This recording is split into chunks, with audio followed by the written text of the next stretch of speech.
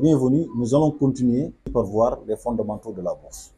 Maîtriser les concepts essentiels pour investir avec succès à la BRVM. Donc ce module aujourd'hui, on va vous accompagner dans la compréhension des mécanismes clés de l'investissement boursier. Alors, il y a ce qu'on appelle un investisseur, un trader ou un spéculateur, que nous allons voir bien sûr. Comprendre ces trois approches est fondamental pour définir votre stratégie sur le marché boursier. Chacune répond à des objectifs différents avec des niveaux de risque distincts. Donc là, nous sommes en train de voir des investissements à long terme ou à court terme.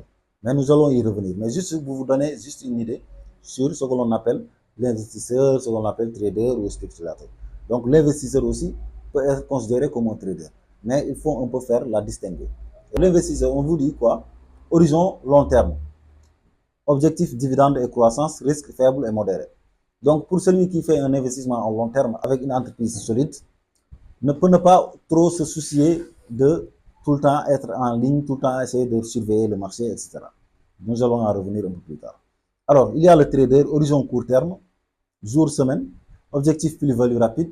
Donc lui, il ne cherche pas des dividendes peut-être parce qu'il vend des actions avant même que les dividendes ne soient payés.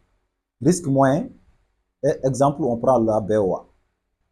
Donc c'est juste un exemple avec la BOA. Mais la BOA, moi je considère que c'est une action assez solide que l'on peut investir sur le long terme. Mais c'est juste un exemple, encore une fois. Le spéculateur. Bon, le spéculateur, il est un peu comme le trader, juste que lui, il est à court terme comme le trader. Il parie sur les mouvements, il prend beaucoup plus de risques par rapport aux autres. Le spéculateur, parfois, lui, il suit des tendances et il ne fait pas trop attention à ses risques. Donc, il peut gagner aussi beaucoup plus que les autres. Mais, en tout cas, c'est un secteur qui est assez sensible. La BRVM, donc, à l'approche d'un investissement à long terme, est privilégiée, car le marché est plus stable et orienté vers la construction de patrimoine durable. Donc, l'investissement à long terme est tout le temps conseillé, mais ça dépend de quel investisseur vous voulez être. Donc, les stratégies d'investissement. Maîtriser les profils d'investisseurs et les analyses fondamentales techniques pour réussir vos placements sur la BRVM. Vous voyez, donc là, on peut distinguer par rapport à ce que l'on disait tout à l'heure, par rapport aux différentes stratégies, trader, investisseur ou bien spéculateur, etc. Nous allons beaucoup plus y revenir. Pourquoi la stratégie est-elle cruciale? En bourse, la stratégie dépend du type d'investisseur que vous êtes. Je vous le disais tout à l'heure. Vous devez identifier dans quel monde vous devez vous situer. Réussir nécessite de comprendre votre profil et choisir les outils d'analyse appropriés. Ce module vous permettra de maîtriser les grands profils d'investisseurs et les deux types d'analyses essentielles pour comprendre ou bien pour prendre des décisions éclairées. Donc là, vous voyez, investisseur à court terme, investisseur à long terme. Gain rapide, sur fluctuation, richesse durable et revenu passif. Donc, l'investisseur à court terme. L'investisseur à court terme cherche à profiter des mouvements rapides du marché. Sa durée d'investissement varie de quelques jours à quelques mois maximum. Donc, lui, il ne cherche que des profits. Voilà. Il a de l'argent, il a acheté une action, comme je le disais, à T+1, il voit qu'il y a un peu de gain qu'il a là-dessus, il le revend. Ou bien il ne prend pas assez de risques parce qu'à un moment, les actions, ça monte, ça descend. Si vous ne revendez pas vos actions à un moment T, vous saurez que ça peut descendre et là, vous allez perdre. Donc, le trader ou l'investisseur à court terme, lui, il est obligé de tout le temps suivre le marché pour pouvoir évacuer ses actions à temps avant de pouvoir perdre.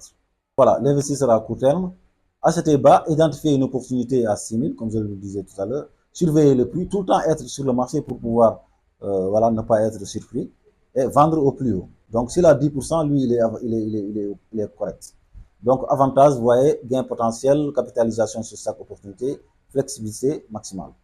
Donc voilà, donc tu es libre d'aller où tu veux, de faire tes combinaisons, etc. Donc le risque est beaucoup plus élevé, bien sûr.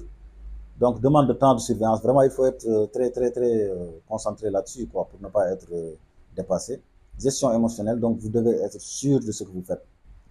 L'analyse technique pour suivre les tendances graphiques et volume de transactions. Donc vous êtes obligé de voir un peu ce que ça donne sur les graphiques, de pouvoir faire votre propre interprétation des graphiques, de pouvoir faire votre propre interprétation des bougies.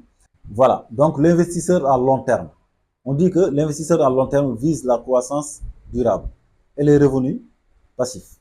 Il conserve ses actions plusieurs années, 3 à 4 ans, pour bénéficier d'une appréciation du capital et des dividendes réguliers. Donc l'investisseur à long terme, comme son nom l'indique, la personne elle investit sur des actions solides pour peut-être son avenir, pour peut-être sa retraite, pour peut-être accroître son capital dans les années à venir et pouvoir bénéficier de ce que l'on appelle l'effet cumulé ou bien l'intérêt composé dans le temps. C'est ce qu'a fait Warren Buffett. Aujourd'hui, quand il a acheté ses actions avec Apple, c'était à des prix très bas. Mais là, actuellement, les actions d'Apple ont tellement explosé que voilà, ça lui a permis d'être très riche aujourd'hui sur le plan international. Donc, nous prenons encore l'action Sonatel. Action initiale 18 000 cette fois. Valeur après 2 ans 22 000, vous voyez. Dividende annuel 1500. Voilà, rendement total, gain en capital plus revenu passif. Donc là, vous voyez ce que ça donne. Sur les 2 ans, l'action a gagné 4 000 francs. Donc, les dividendes annuels, tu as reçu 2 fois 1500. Donc, sur l'ensemble de tes actions. Ça c'est assez intéressant. Donc, il dit quoi? Santé financière pour l'investissement à long terme. Entreprise solide avec bilan robuste, c'est ce que je disais tout à l'heure. Croissance, CA, chiffre d'affaires en expansion. C'est important. La rentabilité, bénéfices réguliers et durables. Il faut que cette entreprise soit vraiment dans une marge de manœuvre assez importante. Potentiel futur, secteur porteur et innovation. Donc, il faut quand même qu'il se projette aussi dans le futur, quoi. Outil principal, l'analyse fondamentale pour évaluer la valeur intrinsèque de l'entreprise.